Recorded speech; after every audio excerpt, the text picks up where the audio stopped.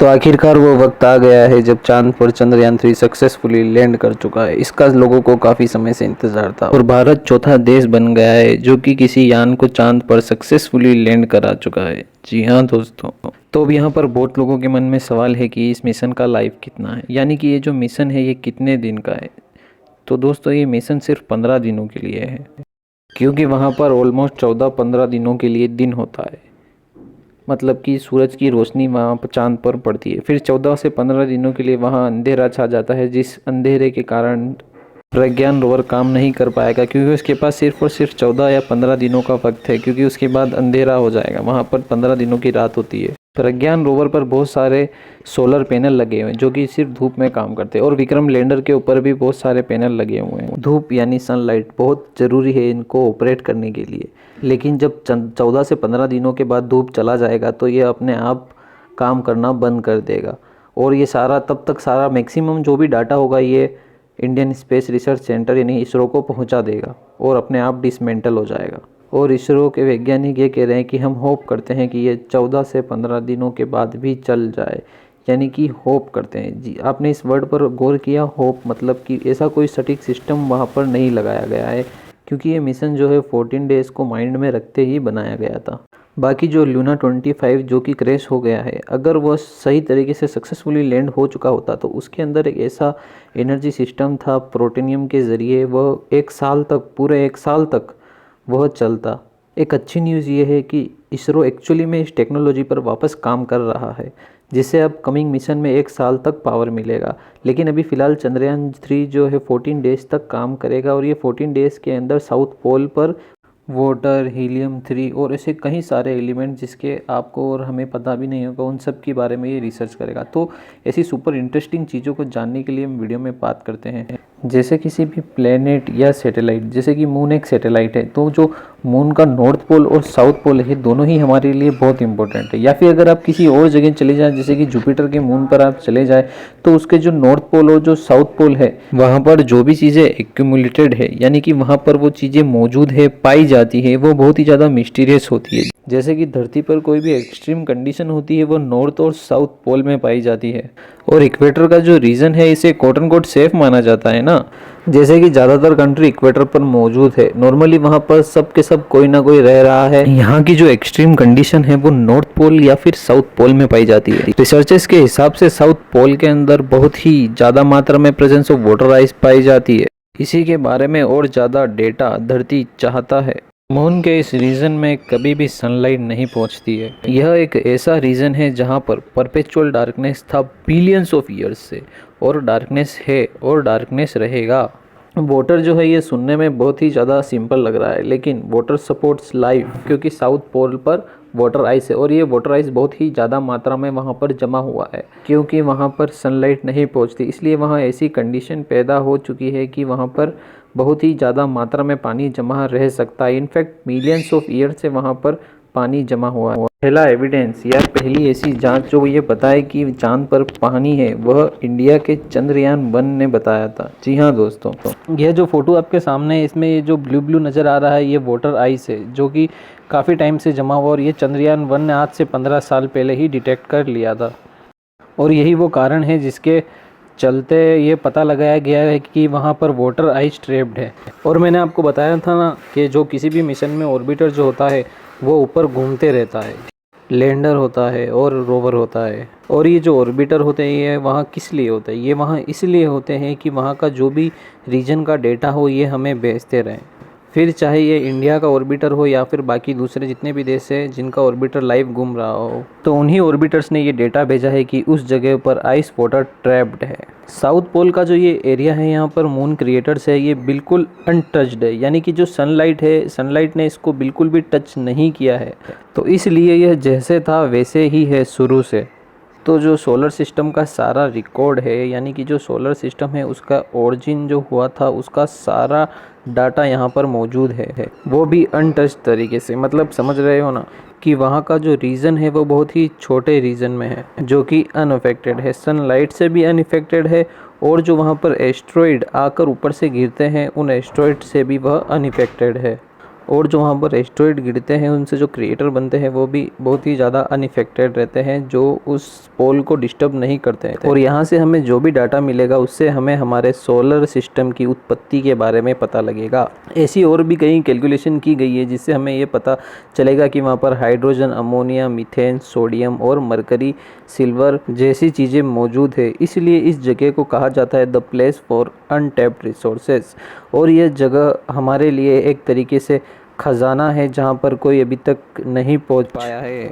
चांद का जो साउथ पोल है वहाँ पर टेम्परेचर -150 से 200 डिग्री सेल्सियस तक पहुँच जाता है।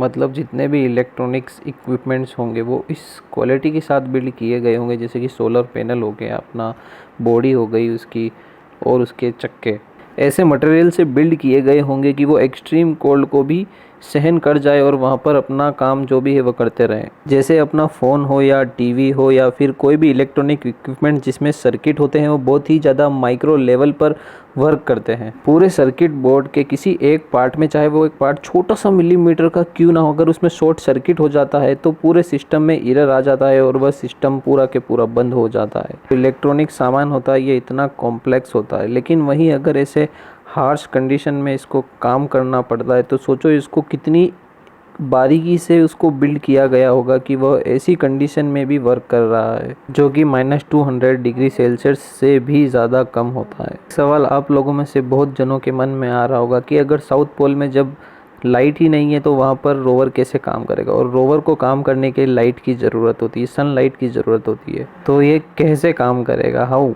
तो इसका आंसर ये है कि जो रोवर है ये उस इलाके तक जाएगा जहाँ पर थोड़ी लाइट होती है। एक्सट्रीम डार्क एरिया के अंदर या इलाके के अंदर रोवर नहीं जाएगा। ये रोवर कुछ दूरी से ही सारे टेस्ट कर लेगा जहाँ पर कुछ रोशनी होती है, जो कि साउथ पोल के बहुत ही ज़्यादा क्लोज्ड होता है। जहाँ पर लाइट पहुँचेगी वहाँ पर जा रहा है रोवर।